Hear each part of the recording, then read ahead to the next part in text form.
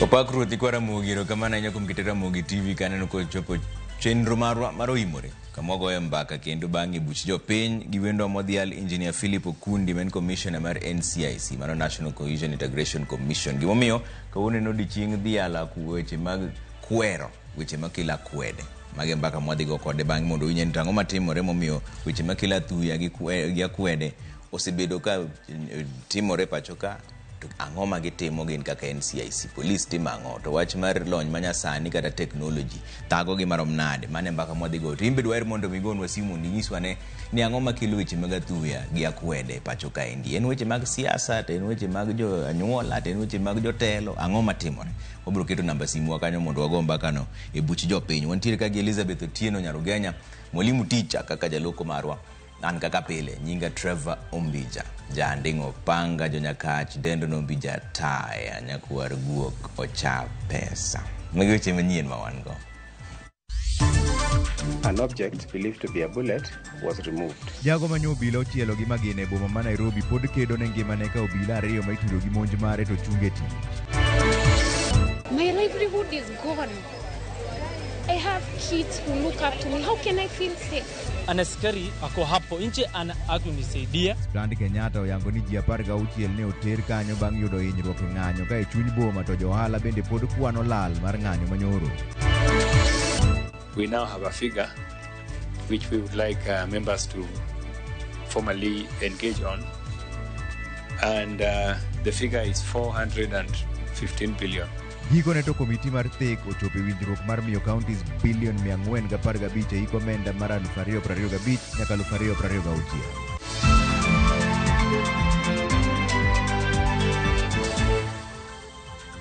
Orwako kendo rer winjo pacho ari adeka uchiel nono to Boniface Mwangi Kariuki ma en rawera manyo chwad kod risasi kinde ng'anyo manyo timore chuny boma ma Nairobi ka dhi nyime kod kedo ne ngimane hospital ma Kenyatta.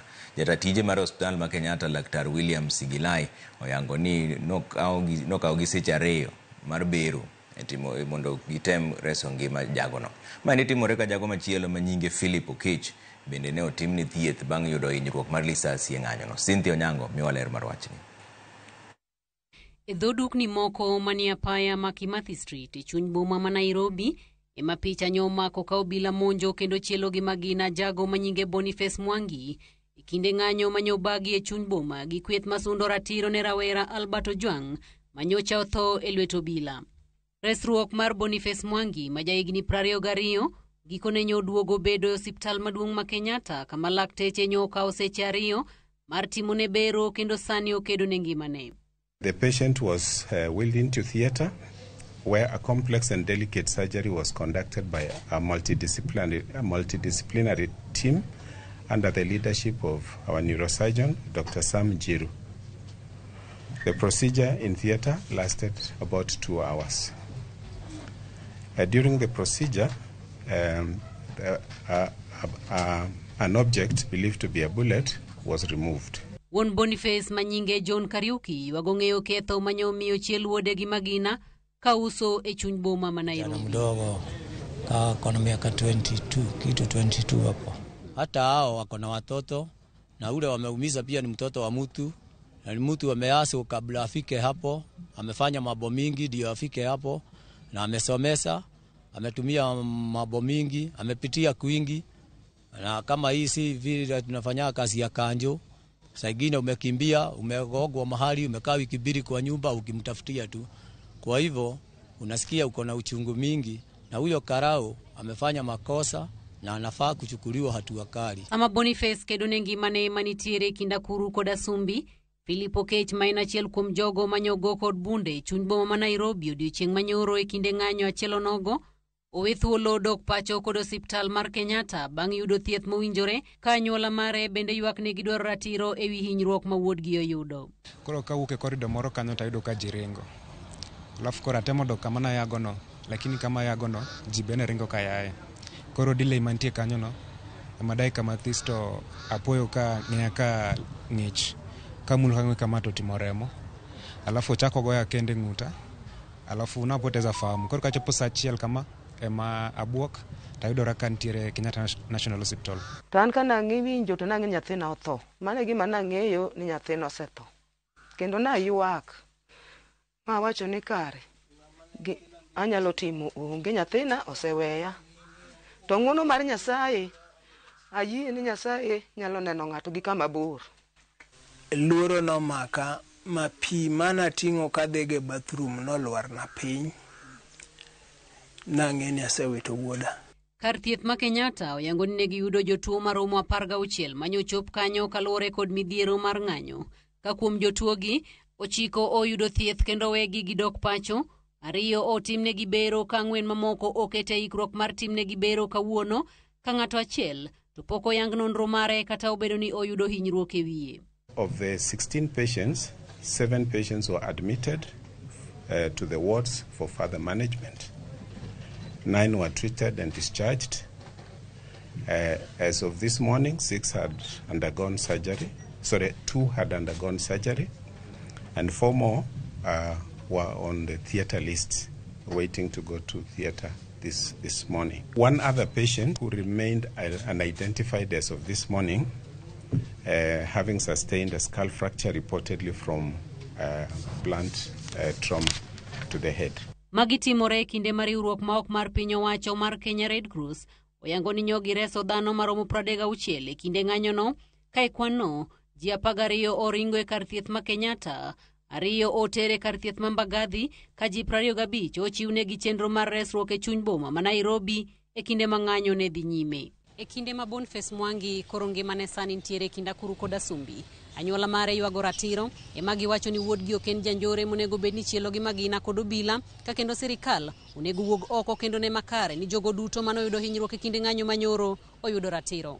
Cynthia Onyango, Ramogi TV, e osiptal ma Kenyatta. Obila 2 mitudo gi tim mar goyo gi risasi kendo yenyo jago moro e chuny boma ma Nairobi ka endie ng'anyo manyochimore odiechieng' manyoro ochunge tich. Report yango ni obila go manyingi Masinde Baraza kod Duncan Kiprono emanyo picha omako ka chielo jago moro manyinge Boniface Mwangi gi Magena. Jafombo marwa Armstrong Osutwa ni kod ler mar wachni. Ng'anyo mane ochakore okinyi ma tich ariyo ne olokore lawruok gi ywaruok e kind obila gi rawere mamoko kuomgi ne nenore ka yako mwandu e kuonde ohala. Kata kamano, wach manyoma kowang' oganda en okang' mar obila moro chwado gi Magena rawera moro manyinge oseyang ni Boniface Mwangi, manyaka sani yango ni en jawanda swekra e boma kendo nyaka sani yudo thieth e osiptal. Kokalo e milome ne jopiny, tindo obila nyo yango ni obila 2 go mane picha omako kagoyo kendo chielo jago no idhi kawnegi okang' mar chik. Gikone koro yangore ni obila go manyingi Masinde Barasa kod Duncan Kiprono ochungi e tich ka nonro dhi nyime e wi tim ma itudo gigo no. Obila go ne geno chwale do, to kata kamano mano ne ok otimore wera ni pod itimo negi nonro. Okinde gi to nyono piny ni obila go onge ketho moro amora wera ni okwach kich poko yango makare ka gine mane gimonjo Boniface kata oyo. Giwacho ni magina manyoti e kinde ng'anyo no gin mag raba kendo ok maching kata live bullets, kendo ni obila duto mane gayo ng'anyo no nigi magina mag raba. But all police officers who were guarding the demonstrators, they had shotguns and rubber bullets. So if there were any shots that were fired, then those were from the rubber bullets, not the live bullets. Okinde go golo kwayo ne okwach kich mondo tim nonro mochwiny mar ng'eyo ka en adieri ni achijogo mano chielo Boniface gi Magena, kendo yango ka dipo ni obila go ne tem mana geng'ore kaluwore gi jong'anyo mane omonjogi, mano mane chuno ni nyaka giti gi Magena. Our clients are innocent, they were not involved in any way, and we will be able to prove that in a court of law. We must investigate the identity of these people, so that even as they are being arraigned before the courts, we must ensure that these are the correct accused people, or rather the persons of interest, because the identity in itself is what we are challenging. Armstrong Osutwa, Ramogi TV. Johala e chuny boma ma Nairobi kwano lal bang' jonjore monjo kendo yako mwandu gi kinde ng'anyo modiechieng' manyoro e boma Nairobi. Kaka Judith Omondi leronwa, johala go ywak ni obila nyoko omiyogi arita makare. E kar kogwen mar tich adek wadonjo e chuny boma ma Nairobi. Chenro dok kare bang' ng'anyo. Mak mana ni gima bor ranyisi mar lal ne johala manyo neno e chuny boma ni e kinde ng'anyo pod nenore. Kiyo ma otore mag dukni, mwandu ma okethore kendo dukni ma odong' nono. Alilise en achiel kuom jo ohala mani kod duka maduong' mar mwandu mag masinde mag laptop kod simbe. Okinyi makawuono ni gi wang' mar kuyo ma e chal mar dukane. Duka manyoro ne opong' kendo ne duoko geno ne wuongi. Kinde machuok kapok jonjore omonjo, yako, ketho, toyo kendo lal kod mwandu ma okoni nengo gi hao milioni 10. Sisi before tulikuwa hapo, sasa sisi Waislamu watu ya tulienda moski, time ya tulienda moski watu waliingia. Time ya nilimaliza kusali niliangalia TV hapo kwa mbele yangu, niliona shop yangu zote imeenda, mizigo zote imeenda. Kitu ya wameiba ni laptops. Sisi wa dealers from Dubai to Nairobi, wholesalers. Mimi sija hisabu like kama 10 million or 9 million 25 hivyo. E kinde manjore ni yedhi nyime, alikoni obila nyanitiere, kata kamano gibuokne, ne ok gikonye reso mwandu ne. Niliingia mimi ndani, watu wanarusha mawe, nilimwambia polisi tafadhalini kuja nisaidie, nitoe kama kitu imebaki. Mimi sasa nimeshindwa kuingia ndani kwa sababu hakuna mtu ananilinda nje. Anaskari ako hapo nje akunisaidia. Temia walirudi sasa wale maandamano, askari walipiga tigas moja. Nilimwambia sasa unataka uniue mimi sasa kwa sababu mimi niko hapo, unajua mimi sijaingia maandamano, mimi ni waria. Aliniambia sasa wewe unataka mimi niingie sasa kulinda shop yako, kwa nini umeandika soja? Tabitha Wanjiru bende ja ohala mar lewni e duka maduong' ma Imenti, mabende mwandu nene olalte, bende gi ywak achiel ywak ne obila. We expected better because kara warikwa, and some people tried helping, but unfortunately every time wakijaribu ku help walikuwa nakuwa dispersed. So the goons took advantage of that because there were some guys here who tried to help kuzuia hiyo. The boys who came walikuwa nazuia wasi break into, but unfortunately kara ukupata anasaidia wanawa disperse. So the other guys took advantage of that moment, wakaingia wakachukua vitu zote, and that is how things ended up. Ni kila kitu walibeba. So swali ni mimi nitaanzia wapi? Kanyakasani gikwayo piny owacho mondo mi odonjre e wachno ok ne konyo gi yudo ratiro kende, to kata mana keto arita makare ma otelo ne ng'anyo mar tipo ma owinjo bed tarik 25 dweni ne rapar mar rowere mag kweth mag Gen Z mane owito ngimagi higa ma okalo e ng'anyo. How can I feel safe? My livelihood is gone. I have kids who look up to me. How can I feel safe? Assuming I start up all over again, of which I don't even know how I'm going to start up. So how about tomorrow? What will happen? Tunaomba serikali sahi wale ambayo umefunga duka na umefanya unatarget dukani yangu, unaomba akamate, kwa sababu sote kuna sisi kamera, kuna video, unaonekana yote, unafaa kukamata serikali. Report marobila iwinjore ni giango ni gisendhiyo achicha chiel mane omal laptops 4 magin go nyaka sani ka gikwayo weg laptops go mondo mi odhi omgi. Gavana ma Nairobi Johnson Sakaja bende report ma ogolo okwedo rakruok manyo obedo e chuny boma ma Nairobi kind jong'anyo kod obila. Judith Omondi, Ramogi TV. Jalupo moro ma jahigni 34 sani koro dhi nyime gi yudo thieth e hospital mar kaunti ma Homa Bay bang' yudo hinyruok maricho e lwet obila ma wacho ni nyocho sande ma itesendo obila maringiti e kar chung' od bura ma Suba North. Kaka jafwambo marwa Ali Abich lero, jago no nyomaki e wi gwandruok manobede kinde kod jirande. Gabriel Mwita ben jalupe chularingiti ka chud bura ma Suba North sani koro rem sasa hospital ma Homa Bay kama ne otere kaluwore gi hinyruok maricho mane oyudo e dende e lwet obila tesendo obila maringiti kama ne osande kichwade gi boka kod waya mar stima e sel manitie tesendo obila maringiti ngeso mokalo. Gabriel wacho ni chwanyruok ne obede kinde kod miyo moro ma jirande chularingiti gino mano miyo no dhi ogolo pote tesendo obila maringiti ka okoni mano gi sano obila ne omele plep bang' yudo teko mar asoya ma okoni miyo no ne omiyo lago. Chwanyore gi jirani matin ema nodhi ogolo pesa ka polisi inge 2,500 ma ka gibiro gi oma nyaka ot ma nyaka jirende manentie okwaro polisi kijana onge makosa mora mora Mana gimaka gitera ka polisi gigoya banka giseneno gihinya gimoro saa 3 gokinyi. Giroro na ka polisi nyaka gotieno gimoro saa 1 kana gidwa gola oko mondo ng'ata kikofweny gimotimore kichane gihinya marach ma noko gidwa ng'ata ong'e gino.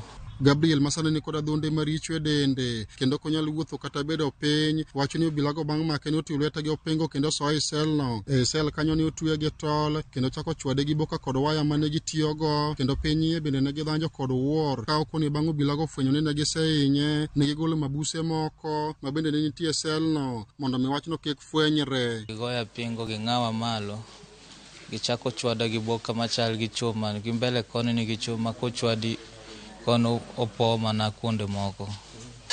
Gigoya gi chuma no banka giseneno gihinya mana giloro no iye kanyo nyaka gotieno ni moto ng'ata mani iye kanyo kiko fweny joma ne ni iye kanyo nogol madong' kenda kanyo ka gisehinya. OCS ma kanyo gi ji assistance mag ariyo. Achiel kuom gi ang'e nyinge luong ni Victor. Jalupo na wacho ni jolupo wetegi mane obedo gele ema nodhi orese ma otere osiptal ka sani koro bandho ratiche ka familia mare bende koro winjo matek. Polisi go mondo kawnegi hatua kicha onge ng'ata manya konya gi sani nyaka familia nokwamo an ofana onge baba onge mama wa onge kaka nya konyore onge kata kaka nya wuok osiptal sani akwamo onge gimoro manya dhi mbele kichane ma familia na ng'iya ja odonge gi motimo mopogore gi an ma katiyo matin ayudo gi monya chamo kaka nyithindo be nya somo kisani an piny onge konyruok moro manya yudo. Jatatije maduong' e osiptal ma Homa Bay Dr. Vincent Oduor wacho ni jalupo no sani koro ngimane ni kare kendo dhi nyime kod yudo thieth. Komanda mar obila e kaunti ma Homa Bay Lawrence Koilem oyango ni gisero lipot ewi tim makochno ka okoni nonro margi dhi nyime kendo obila ma idhi yud kod ketho idhi kawnegi ondamo mar kum. Complain mare maduong' ne en gi adhola e toke kod rem nok onyalo wuotho chieng' manobiro no nikech nowacho ni nochwade gi waya mar stima. Koro sani kaka jatuo nitie adhola go osechako chango kendo jatuo sani nyalo wuotho ma pod wang'iye matin otherwise kose bedo ma stable to amiye merusa en gi improvement maduong' sana nyaka nodonji. E kinde ma oganda jo Kenya medo se obila kuom rocho ratiro mar oganda jalupo Gabriel Mwita rimramo e kitanda mar midekre banka obila ne rodhe nyamina nega e tesindo obila Maringiti. Gabriel kwa jotelo ma opogore pacho ka ende kachiel kod sirikal mondo yo konye oyud ratiro mare. Ali Abich, Ramogi TV, Homa Bay. Moko kuom jo Kenya koro dwaro mondo sirikal olok chenro mar kepo mag obila e pacho ka indi ka gikwedo sandruok mar oganda e lwet obila. Ma endi biro e kinde mar riwruok mar okinde LSK bedo singo mar biro ka okang' mar chik ne obila matiyo kod teko mathoth kuom jong'anyo. Simpros Okinda nigi ler mar wachni.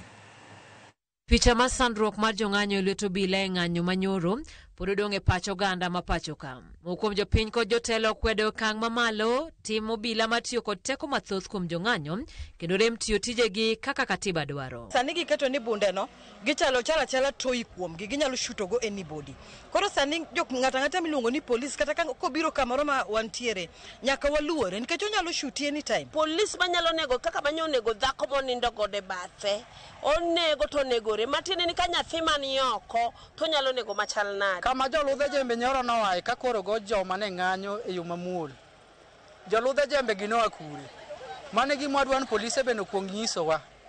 Nikech polise ok nyalo ko joludhe jembe. Gine tokgi.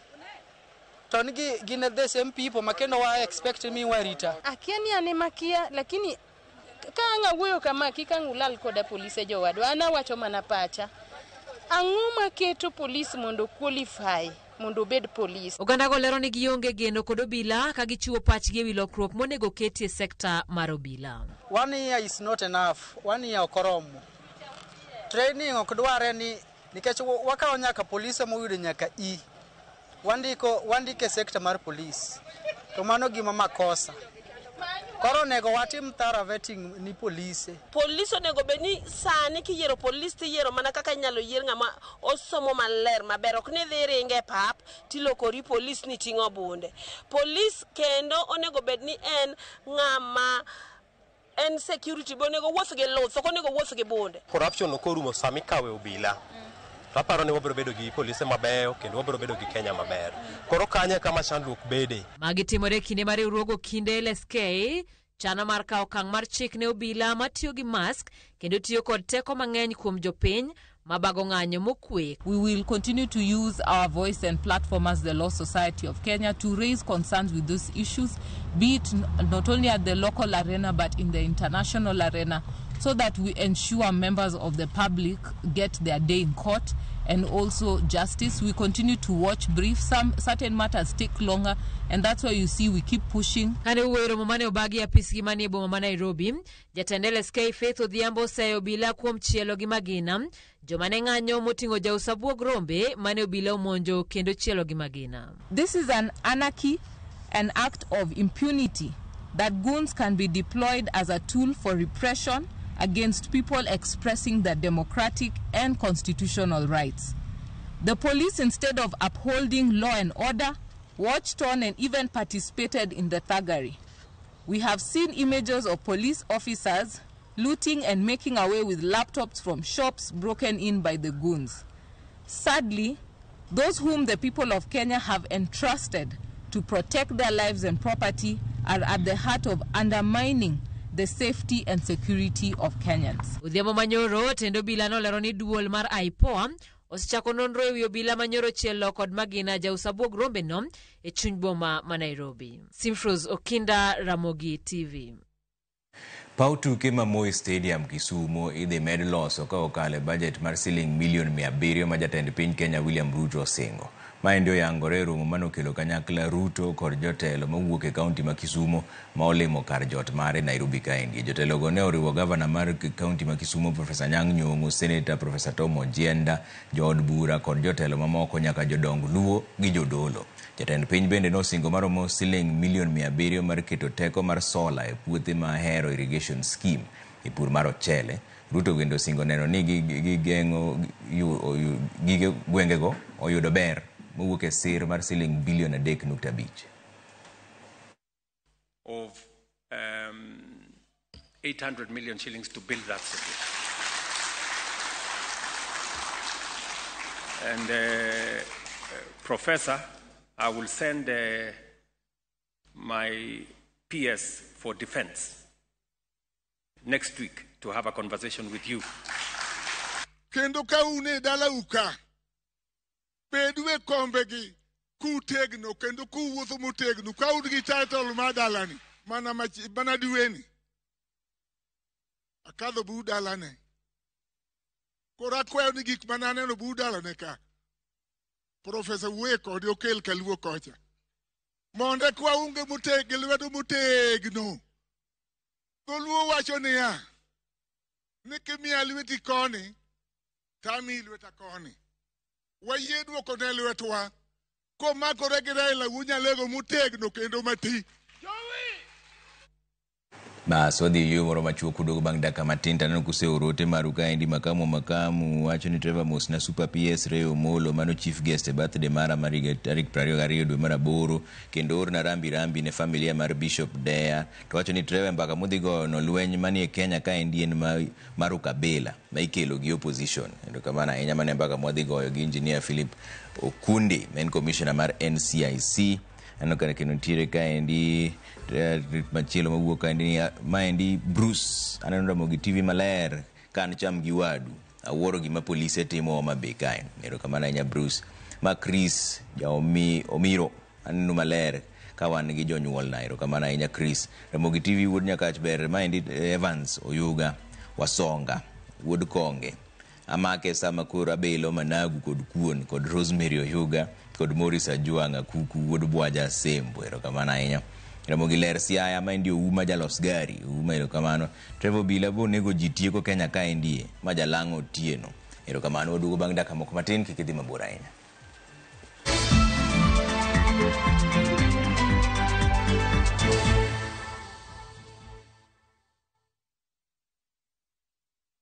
Who do you trust with your precious ones? Who do you trust to drop your kids to and from school?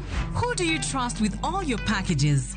Who do you trust to get you to work, airport, or to that late night plan?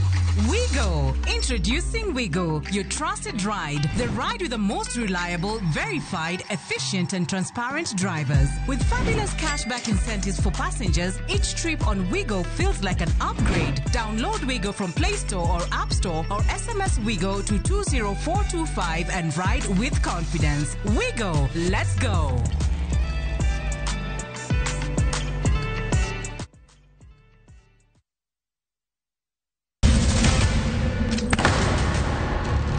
Teka unusie giwachno. Tono kabibet kai kinyome.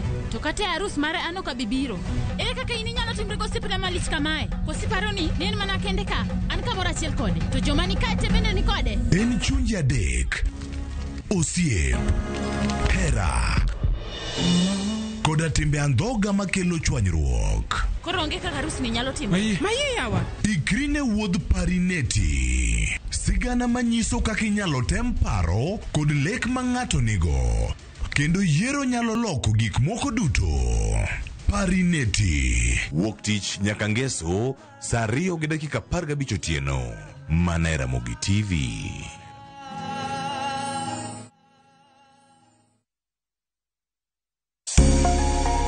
Lwedo chweyo. Koro ka sana watiyo gi lwetwa. Rom gi joma oseloko kit ngimagi kendo giseloko pok margi obedo ohala. Bechgi ni malo nikech kaka yudo materials dhi mang'eny. Duto en wach chwech, pok, tich matek kendo tiyo matek. Tim giri mitimo no, kikete chunyi tikete pachi. Mamiyo lek bedo adiera. Pok opogore. Tich ang'wen, saa 2 okinyi kod Sharon Ong'ao. Kick by.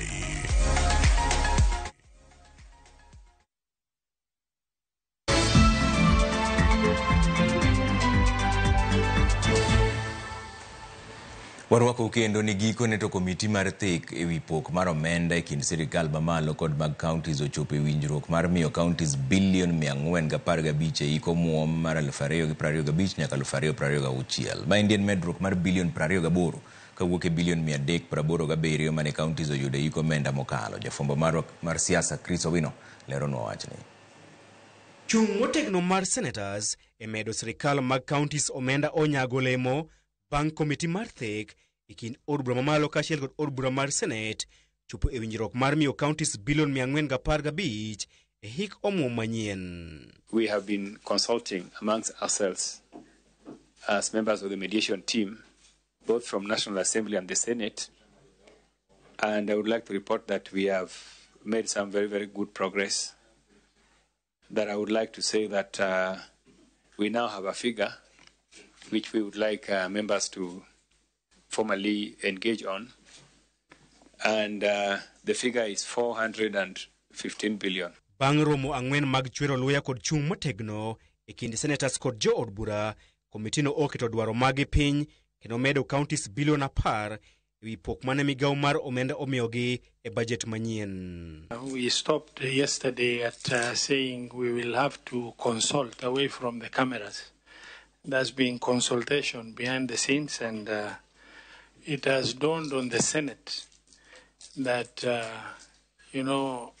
at 4:15, beyond that, it appeared to us like we are trying to milk a stone. And finally, we have come to an agreement that we'll settle the mediation at 415 billion. And that is the agreed position that we want to close this mediation at. Motelo ne winjruok makamano, Senate ne oramo ni pesa matin ma counties onego yud en bilion 465 e kinde ma jo od bura kod migawo mar omenda to ne ochung'ie bilion 405. I, Marianne Kitany, adopts the mediated position of 415 billion. Mr. Chairman, I, Dr. Bonnie Khalwane from Kakamega, do adopt the figure of 415 and do hereby swear that I'll put governors under pressure so that this money is put to good use. Kata odoko ni counties okoyudo pesa duto mane gidwaro mar bilion 450, medruok mar bilion 28 e pok mane giyudo hiko mokalo nyalo miyo gigeno mar chopo lek margi higni machuok mabiro. Matter arising from the minutes. Bang' yudo keyo mobup mar omenda maromo bilion 28 kipimo kod hik omuom mokalo, wenge duto koro ong'iyo counties ewi ka governors dhi tiyo kod omenda makamano e loko ngima jopiny. Chris Owino, Ramogi TV, Parliament Buildings, Nairobi. Bang' yudo ripot mar lit ewi tho mar jadolo Gilbert Deya kokalo masira mar apaya odhiambo manyoro, anyuola mar jadolo nochopo e dalane mani Amoyo e Bondo sub-county, kendo paro jadolo no kaka jal mane nigi mbola, kendo noketo chuny e tich mar dolo. Anyuonde paro kaka umbe nolak malach kendo noyudo thuolo mar dhi dak loka e piny mar Britain, kanyo mosebedo kolande Injili. Ibiro paro ni jadolo Deya ema nitudo gi nyithindo monyuol e yor ono kata miracle babies, ka koro wadgi maduong' lieko ni ik mare biro timore mana bang' dwe achiel, ni mar nyaka gichiw thuolo ne welo maloka mondo yuor. Deya nyotho e masira mar apaya mawuok Bondo kadhi Kisumu.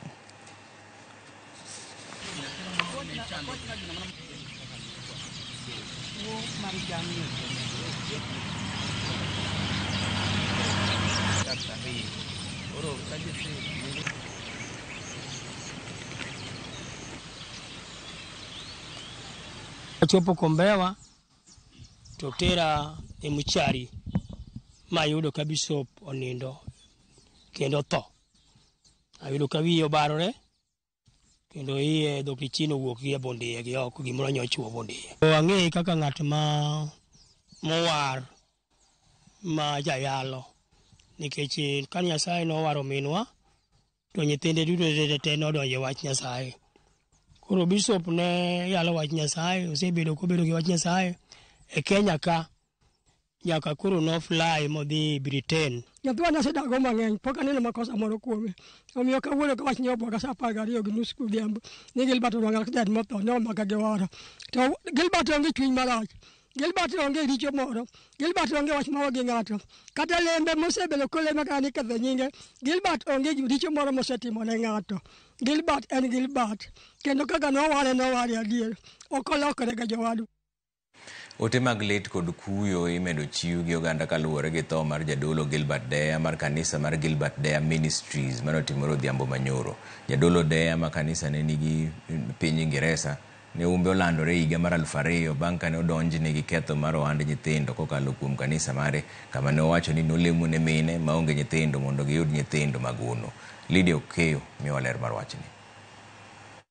Odhiambo manyoro mar tich ariyo, jadolo Gilbert Deya mar kanisa mar Gilbert Deya Ministries nyowito ngimane masira mar apaya manoriwo nyamburko adek manotimore namba Kapiyo e apaya maya Kisumu kadhi Bondo. Jadolo Deya humbe nolandore kaluwore gi kit lamo manolamo ne mine ma onge nyithindo mane wachore ni ne olamo negi magiyud nyithindo mahono. E higa mar 2000, sirikal mapachoka kod sirikand piny Ingresa nochako timo nonro matut ewi honni mag nyithindo mane itimo gi jadolo Deya.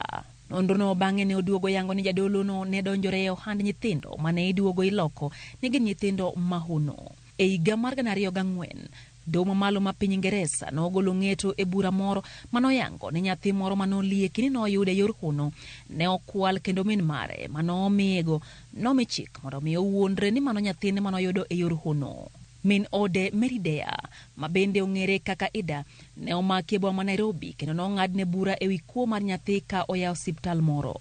Nonro matut manotim mar nyinyo mag del kata DNA ne oduogo yango ni nyithindogo mane yudo e Gilbert Deya Ministries ne ok mag minego, ka bende achiel kuom jokanyo e kanisano ne oduogo yango ni honni mag nyithindogo ne ok adiera. E higa mar 2013 ne ochako donjne gi ketho mar timo anjao, kata kamano ne oduogo we thuolo higa mar 2014 bang' burano nowit kucha. Bura mar kuo mar nyithindo kata kamano ne odhi mbele, gino manomiyo piny Ingresa ne oriembe pinyno kendo duoge pachoka e higa 2017 kama ne buchego nodhi mbele. Dwe mar 5 higa mar 2023, Deya ne ochung' kende ma otimo neno owuon e doho kaluwore gi buchego. Ka dwe mar 6 2023 ne owit buchego oko kendo ne owe thuolo kaluwore ne onge neno moromo mar buchego. I'm acquitted on this kind of burden, a yoke on my shoulder which has been putting me into a dilemma, not working, not making also the headway. It has been so sad that I've been labeled as a child stealer. Some people say I'm a child trafficker. Bang' mano, ne onyiso dwaro mare mar dok e piny Ingresa, kanyo ma kanisni ne duto nitiere, dwaro mane ogore Luanda. Lydia Okeo, Ramogi TV.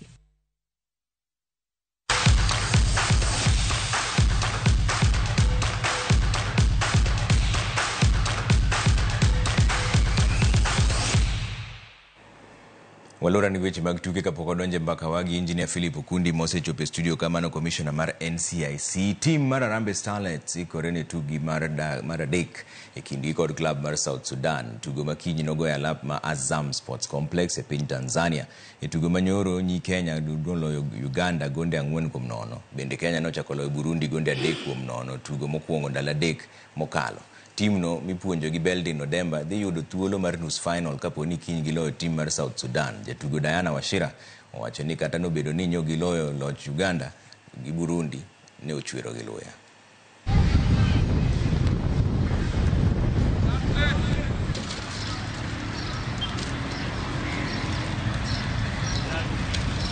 Naweza sema zimekuwa game poa, but pia si team rahisi, zimekuwa team tough, but tume give all, preparation ilikuwa poa, vile tulifunza ndio tulileta kwa game, ndio ikakuwa rahisi, tukakuwa shindi. Feeling yangu ilikuwa poa, ni motivation kwangu, jipush, inanipea motivation na kujipush. Mimi kama mtu kama mimi, nimefeel, hivyo tumekuja by the way, na feel nikuja nikuwe top scorer. Hii game ya Burundi nijiamini, lazima nifunge bao kadhaa, na ikakuwa hivyo. Na hii pia ya Uganda ilikuwa pia ni lazima Jotugo mag golf mawuok e alwora ma Afrika ma ugwe osego okang' e chung' mar golf e rang'iny mar piny ngima kaluwore gi duoko mag tuke mag Sunshine Open manyocha orumo machiegni ni. Tukego notimore Ruiru Golf Club kod Thika Golf Club. Tuke